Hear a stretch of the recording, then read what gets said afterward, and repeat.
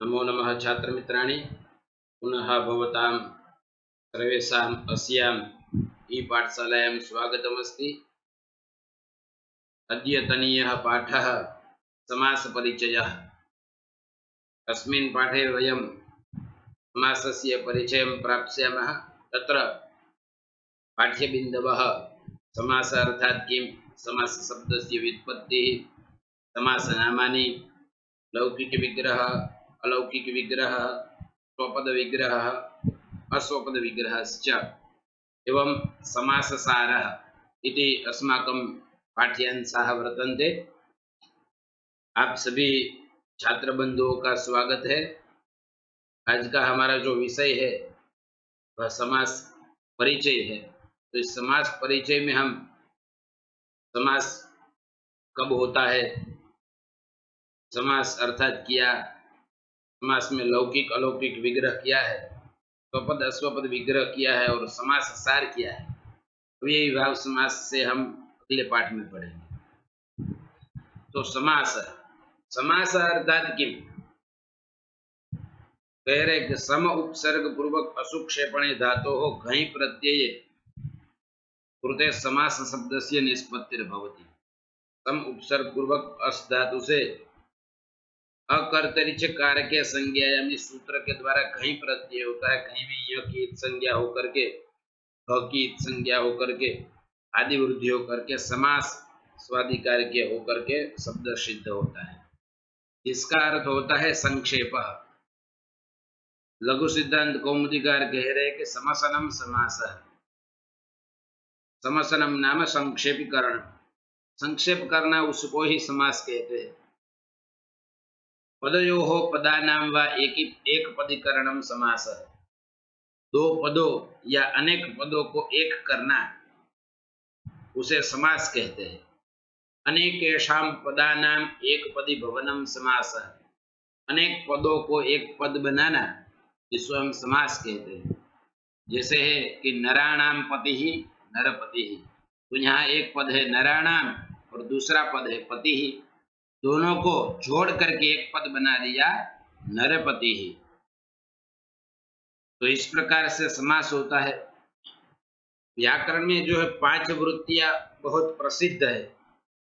कृत तद्धित समासेश एक शेष स्नाद्यंता धातु रूपाः पंचवृत्तयः। कृद वृत्ति, तद्धित वृत्ति, समास वृत्ति, स्नाद्यंत रूप धातु रूप वृत्ति। कृत तद्धित समास एक शेष स्नाद्यंता धातु रूपाः, एक शेष और स्नाद्यंत धातु रूप 5 वृत्तियां व्याकरण में बहुत प्रसिद्ध है। उसमें तृतीया वृत्ति जो है समास है। तो यह वृत्ति क्या है, तो परार्थाभिधानम वृत्ति, दूसरे के अर्थ को प्रकाशित जो करती है उसको ही वृत्ति कहते हैं। तो समास जो है वो अर्थ को प्रकाशित करता है, परार्थाभिधानम वृत्ति ही। तो इस प्रकार से समास की आवश्यकता है अर्थ के अभिधान के लिए, समझने के लिए कि संस्कृत वाङ्मय जो है समास से भरा पड़ा हुआ है और समास को जानना पड़ेगा हमें। तो इस प्रकार से समास शब्द का अर्थ है, जिसका अर्थ होता है संक्षेप करना। लघुवर्थं चाद्येयं व्याकरण, यह यहाँ सार्थक होता है समास में। समास कब होता है वो भी हम आगे पढ़ेंगे, लेकिन यहाँ एक पहले सरलता से माध्यम, सरलता के लिए यह एक श्लोक दिया हुआ है और जिसमें एक कहानी छुपी हुई है, प्रसिद्ध है बहुत। हम आपको इस श्लोक के माध्यम से, उस कहानी के माध्यम से हम किस प्रकार से समास को याद कर सकते हैं वो हम कहानी बता रहे हैं। द्वन्द्वौ द्विगुरपि चाहं मद्गेहे नित्यमव्ययी भावः एतत्पुरुष कर्म धारय येनाहं स्याम बहुव्रीहिः। तो कोई एक निर्धन आदमी है जिसके पास कोई रोजगार नहीं है, कमाने का साधन नहीं है। लेकिन वह विद्वान था, पंडित था, पढ़ा हुआ था। तो उसकी पत्नी जो है उसे प्रेरित करती है कि आप जाइए, हमारे जो महाराज है वह बहुत कवि प्रेमी है, विद्वत जनों का आदर करते हैं, आपको भी कुछ पुरस्कार देंगे, तो आप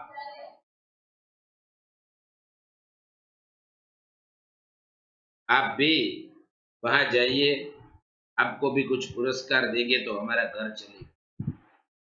तो इस प्रकार पत्नी के प्रेरणा से वह जाता है और राजा के दरबार में जाकर वह यह श्लोक सुनाता है, द्वंद्वो द्विगुरपि चाहं मद्गेहे नित्यमव्ययी भावः एतत्पुरुष कर्म धारय येनाहं स्याम बहुव्रीहि।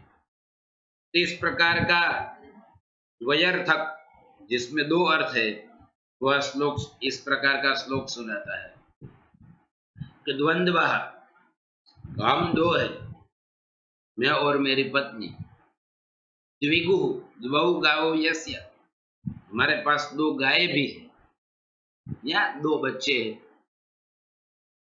हम दो है और हमारे भी दो है, किंतु मदगे है, मेरे घर में नित्यम हर हमेश अव्ययी भाव, न व्ययम इत्यव्ययम, अव्यय का भाव रहता है, व्यय करने के लिए कुछ है नहीं, क्योंकि हमारे पास पैसा ही नहीं है, व्यय कैसे करेंगे, हम धन नहीं है।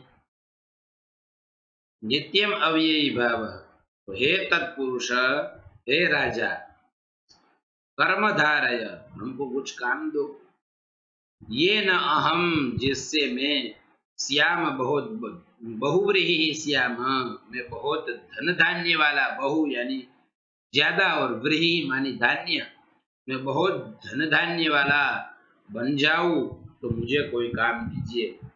इस प्रकार से हम दो है, हमारे पास दो गाय है या हमारे पास दो बच्चे हैं, लेकिन घर में खर्च करने के लिए कुछ है नहीं, तो हे राजन, आप हमें कुछ काम दीजिए जिससे मैं बहुत धन धान्य वाला हो जाऊं। तो इस प्रकार से इस कहानी के माध्यम से, तो यहाँ समास के नाम क्या है, तो द्वंद्व यानी दो, हम दो, द्विगु यानी दो गावो, हमारे पास दो गाय है, दूसरा, तीसरा तो अव्ययी भाव, चौथा तो तत्पुरुष, पांचवा तो कर्मधारय और छठा बहुव्रीहि। इस प्रकार से 6 समासों के नाम इस श्लोक में समाविष्ट हो जाते हैं। तो उसका क्रम इस प्रकार से है, अव्ययी भाव समासः, तत्पुरुष समासः, कर्मधारय समासः, द्विगु समासः, बहुव्रीहि समासः, द्वंद्व समासः। तो इस प्रकार से इस श्लोक के अनुसार 6 प्रकार जो है समास के प्राप्त होते हैं। आगे समास कब होता है वो भी हम बता दें। सूत्र है एक, समर्था पद विधि, पद संबंधी जो विधि स समर्थाश्रितो बोध्य, पद संबंधी जो विधि होती है वह समर्थ पद के अधीन होती है। तो जो समास की जो विधि है वो दो पदों के बीच में ही होती है या अनेक पदों के बीच में होती है, इसलिए यह पद संबंधी विधि है। इसलिए जब तक पद समर्थ नहीं होगा तब तक समास नहीं होगा, और समास भी विवक्षा के अधीन होता है। वक्ता की इच्छा है तो वह समास युक्त वाक्य बोलेगा, और वक्ता की इच्छा नहीं है तो वह समास युक्त वाक्य नहीं बोलेगा, वाक्य का प्रयोग करेगा, विग्रह वाक्य का प्रयोग करेगा, वाक्य का प्रयोग करेगा। तो वह समास जो है ज्यादातर वैकल्पिक है, कहीं कहीं रूढ़ि में ही नित्य समास देखने को मिलता है, अन्यथा समास वैकल्पिक है, विवक्षा के अधीन है। और जो वक्ता की इच्छा है उसी प्रकार का समास भी होता है, वक्ता की इच्छा के अधीन समास होता है, क्योंकि एक ही पद में अनेक समास भी देखने को मिलते हैं, लेकिन वह विवक्षा के अधीन, वक्ता का क्या अर्थ अनुरूप है, वक्ता को कौन सा अभिप्रेत है अर्थ, उस प्रकार से समास होता है। तो समर्था पद विधि जो है वह कहता है कि जब तक पद समर्थ नहीं होता है तब तक समास नहीं होता है।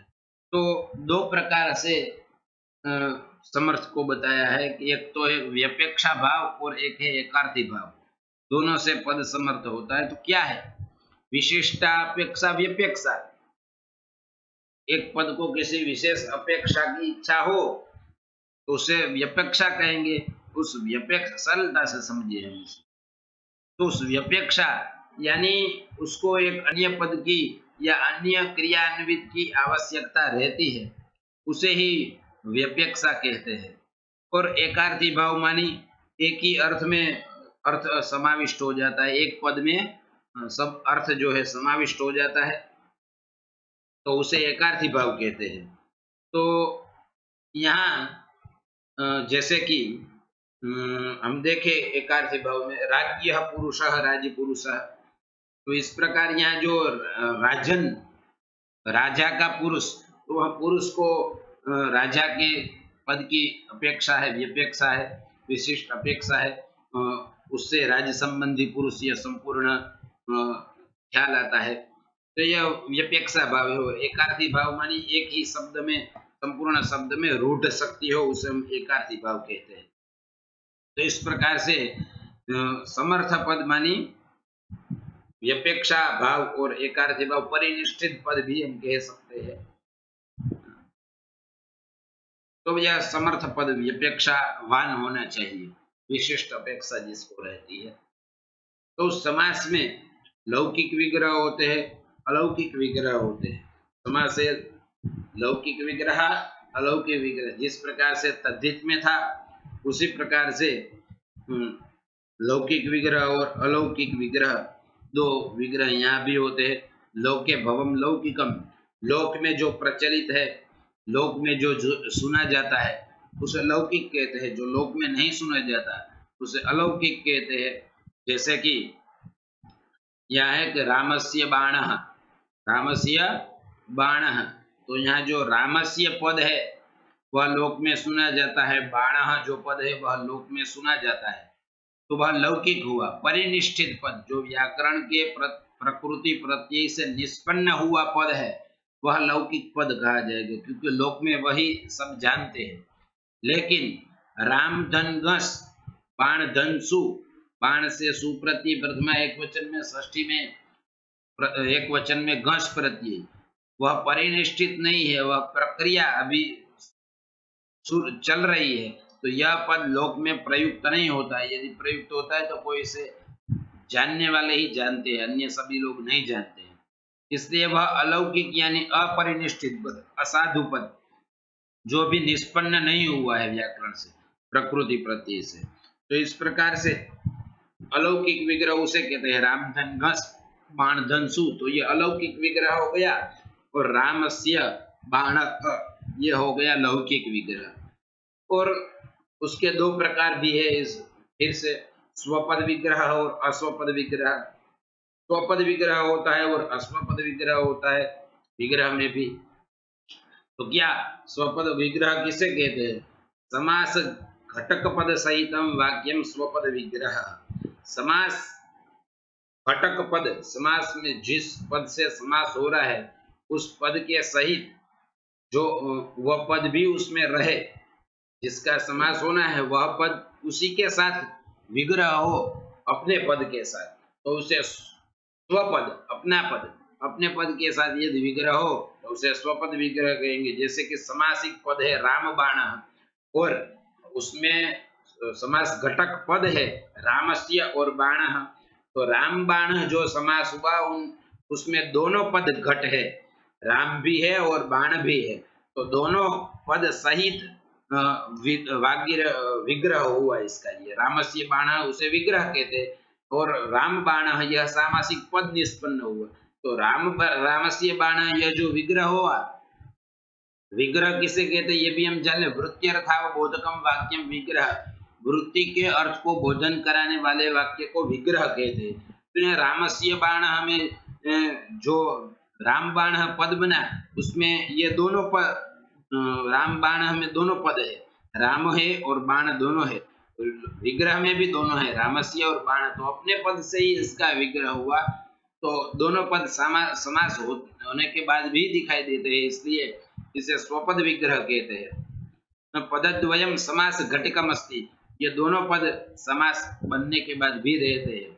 और समास घट पद रहितम, जो समास बन जाने के बाद में वह दिखाई नहीं देता, जिससे विग्रह होता है वह पद समास हो जाने के बाद में नहीं दिखाई देता है, तो उसे अश्वपद विग्रह कहते हैं। जैसे कि उपकृष्णम, तो उसका लौकिक विग्रह है कृष्णस्य समीपम, तो यहाँ जो समीपम यह पद है वह समास घटक नहीं है, क्योंकि समास हो जाने के बाद में समीप के अर्थबोधन कराएगा पद जो है वह उप है, तो समास बनेगा उपकृष्णम। लेकिन उसका विग्रह जो है वह समीप शब्द से हुआ, जो पद प्रयुक्त नहीं हुआ है समास हो जाने के बाद में, तो उसे अश्वपद विग्रह कहते हैं। तो इस प्रकार से स्वपद विग्रह और अश्वपद विग्रह दो विग्रह है। और कौमुदी में, वैयाकरण सिद्धांत कौमुदी में, ये शास्त्र जानने वाले विद्यार्थियों के लिए है थोड़ा। सिद्धांत कौमुदी में भट्टोजी दीक्षित जी ने यह इस कारिका के माध्यम से 6 प्रकार का समास होता है यह बताया हमें, तो प्रसंगवशात इसको भी हम देख लेते हैं। सुपाम सुपा तिंगा नामना धातुनाथ तिंगांतिंगा सुबंते नेत विज्ञेयः समासः षड्विधो बुधैहि, बुधैहि समासः षड्विधः विज्ञेयः। विद्वान लोग, जानकार लोग जो है वह समास को 6 प्रकार का बताते हैं। तो कैसा है, तो सुपाम सुपा, सुपाम यानी सुबंत का सुबंत के साथ समास। तिंगा नामना, तो सुबंत का तिंगंत के नाम यानी तिंगंत, अरे सुबंत, तो तिंगंत का सुबंत के साथ। धातुनाथ तिंगान तिंगा, सुबंत का, जो सुबंत का सुबंत के साथ, सुबंत का तिंगंत के साथ, सुबंत का सुबंतः प्रातिपदिकेन, सुबंत का प्रातिपदिक से ना, तिंगा नामना धातुनाथ नामना प्रातिपदिकेन, तिंगाम तिंगा अर्थात सुबंतः धातुना च, सुबंत का धातु के साथ। तो इस प्रकार से सुबंत का सुबंत से, सुबंत का तिंगन से, सुबंत का प्रातिपदिक से, सुबंत का धातु से, सुपाम सुपा तिंगा नामना, यानी तिंगा जो तिंग का जो है नाम के साथ, धातुनाथ धातु का तिंग के साथ, धातुना नामना धातुना नाम का जो है वह धातु के साथ, और तिंगाम तिंगा तिंग का तिंग के साथ। तो इस प्रकार से तिंगंतः तिंगंतेन, तिंगंतः सुबंतेन च, तो सुबंतः सुबंतेन, सुबंतः तिंगंतेन, सुबंतः प्रातिपदिकेन, सुबंतः धातुना च, तिंगंतः तिंगंतेन, तिंगंतः सुबंतेन इति षड्विधः समासः बुधैहि ज्ञेयः। इस प्रकार से 6 प्रकार से हमें समास जानना चाहिए। सुपाम, इसके उदाहरण एक बार संक्षिप्त में हम देख लेते हैं प्रसंगवशात। सुपाम सुपा, सुबंत का सुबंत के साथ समास, तो सुबंत पद है राजन और सुबंत पद है पुरुषः, राज्ञः पुरुषः, तो इस प्रकार का समास हुआ राजपुरुषः, सुबंत का सुबंत के साथ।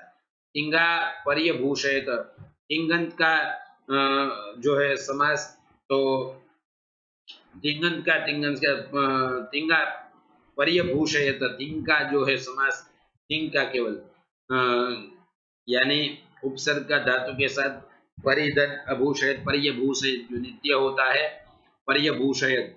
नामना कुंभकारः, जो नाम के साथ समास होता है वह नित्य समास होता है।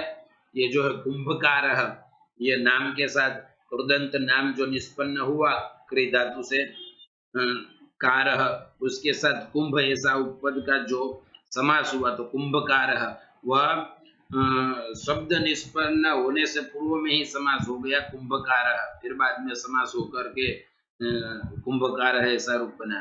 धातुना, धातु के साथ नाम का, तो जो है कटप्रुः, तो यहाँ तिंगान तिंगा, तो तिंगंत का तिंगंत के साथ, यहाँ पिबत खादता, पिबत खादता दोनों तिंगंत पद है।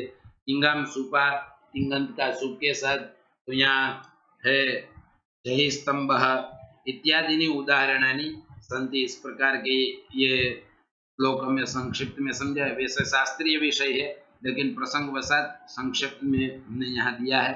फिर बाद में कौमुद्याम तत्रादौ केवल समासः समासः पंचधा तत्र समसनं समासः स च विशेष संज्ञा विनिर्मुक्तः केवल समासः प्रथमः प्रायेण पूर्वपदार्थ प्रधानो व्ययी भावो द्वितीयः प्रायेणोत्तर पदार्थ प्रधानस्तत्पुरुषस्तृतीयः तत्पुरुष भेदः कर्मधारयः कर्मधारय भेदो द्विगुः प्रायेणान्य पदार्थ प्रधानो बहुव्रीहिश्चतुर्थः प्रायेणोभय पदार्थ प्रधानो द्वन्द्वः पंचमः।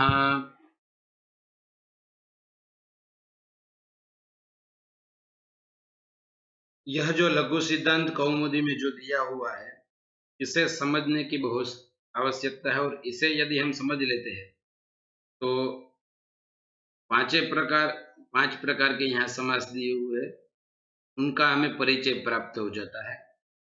यहाँ कह रहे हैं कि सबसे पहले आदि में जो है केवल समास आता है। समास के 5 प्रकार है। समासः पंचधा। समास अर्थात क्या, तो तत्र समसनम समासः संक्षेपीकरण। उसमें जो पहला समास है केवल समास, वह प्रथम है। सच विशेष संज्ञा विनिर्मुक्तः केवल समासः प्रथमः। जिसकी कोई विशेष संज्ञा नहीं है, विशेष नाम नहीं है, जैसे अव्ययीभाव तत्पुरुष कर्मधारय बहुव्रीहि द्वंद्व, ये जैसे नाम है उस प्रकार से यहाँ इसका कोई विशेष नाम नहीं है, केवल उसको समास से ही जानते हैं, तो यह केवल समास प्रथम है। प्रायेण पूर्व पदार्थ प्रधान अव्ययी भावो द्वितीय।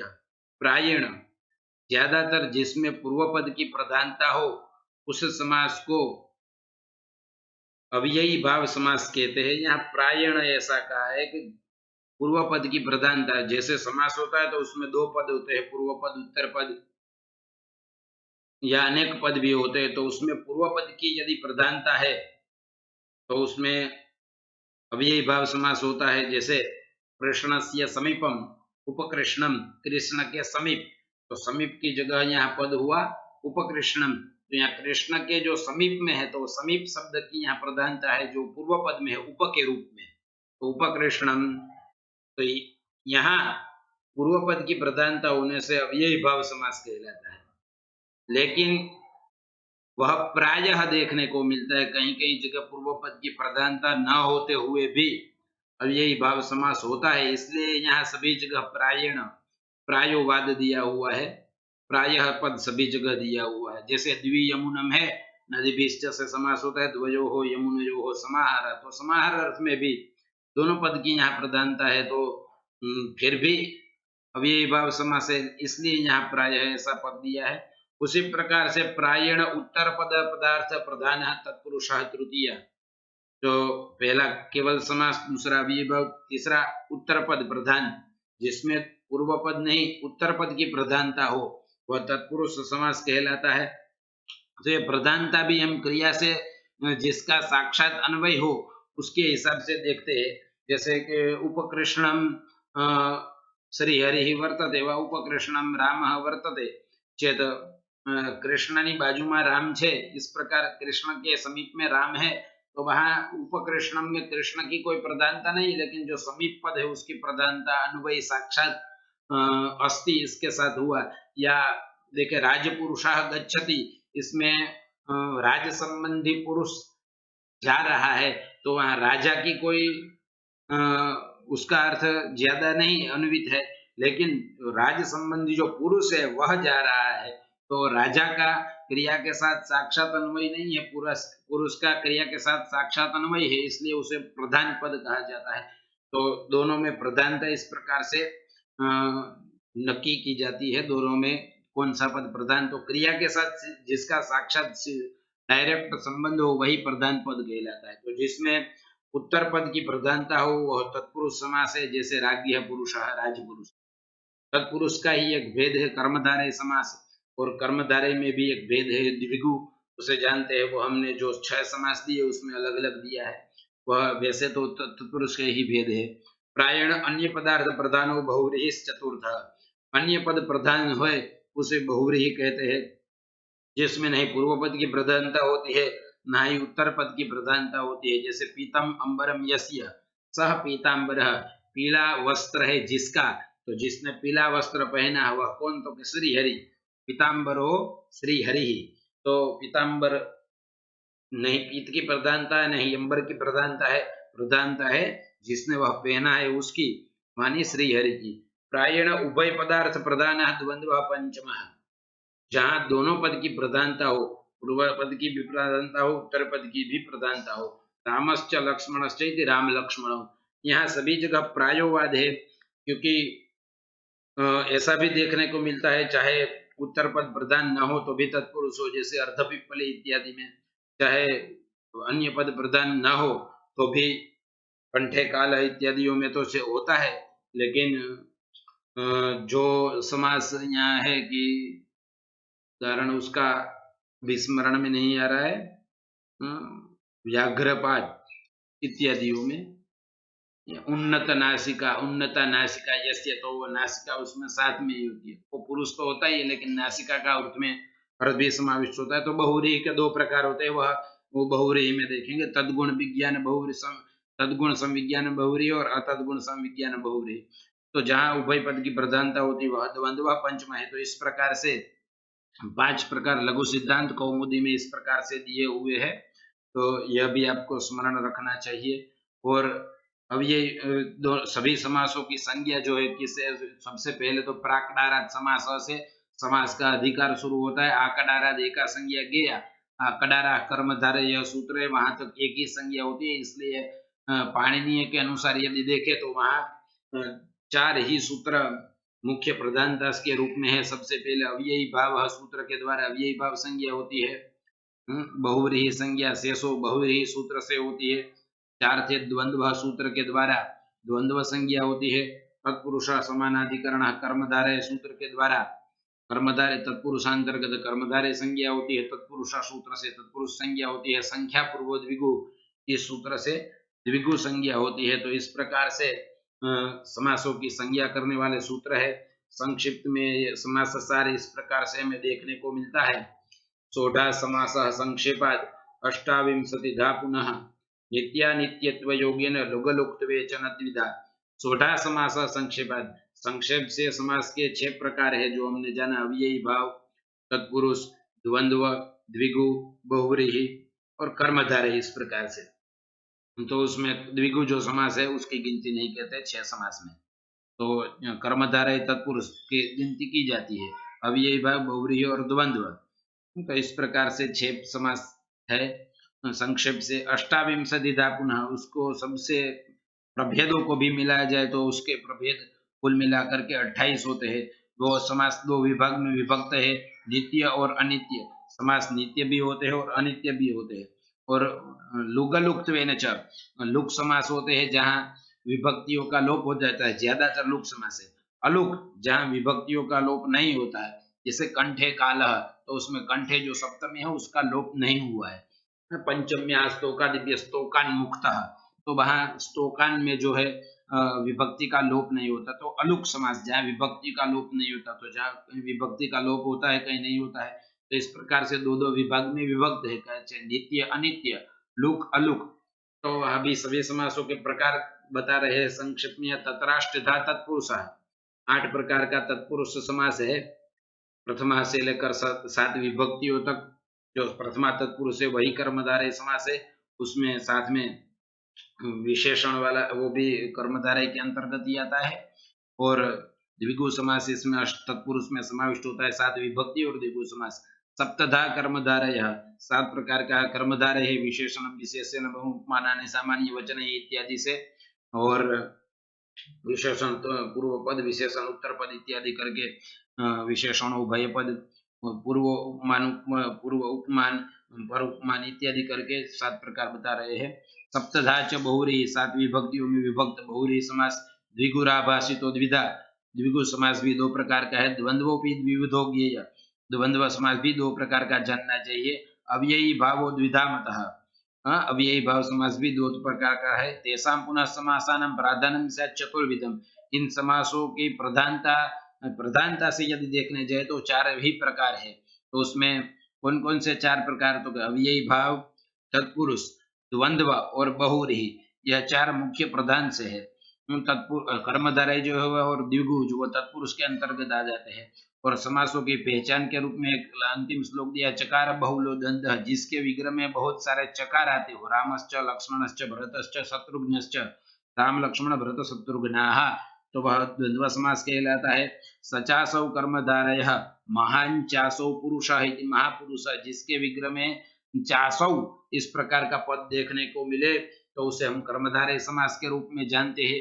यस्य येषां बहुव्रीहि, जिसके विग्रह में यस्य और येषां ऐसे पद हमें देखने को मिलेंगे, जैसे पीतम अंबरम यस्य, पीतांबरः, तो वह बहुव्रीहि समास कहलाता है। और शेषस् तत्पुरुष स्मृतः, और शेष सारा जो है तत्पुरुष समास कहलाता है। तो इस प्रकार से समास सार में हमने संक्षिप्त रूप में जाना। सोढ़ा समास संक्षेपाद अष्टाविंशतिधा पुनः नित्यानित्यत्व योगेन लुगलोक्त्वेन चद्विधा, तत्राष्टधा तत्पुरुषः सप्तधा कर्मधारयः, सप्तधा च बहुव्रीहिर्द्विगुराभासितो द्विधा, द्वन्द्वोऽपि द्विविधो ज्ञेयो व्ययी भावो द्विधा मतः, तेषां पुनः समासानां प्राधान्यं स्यात् चतुर्विधम्, चकार बहुलो द्वन्द्वः सचासौ कर्मधारयः, यस्य येषां बहुव्रीहि शेषस्तत्पुरुषः स्मृतः। तो इस प्रकार से समास का परिचय है। अगले पाठ से हम अव्ययी भाव समास के बारे में भी जानेंगे और अव्ययी भाव समास का परिचय प्राप्त करेंगे। अस्तु तावत्, नमो नमः। ओम।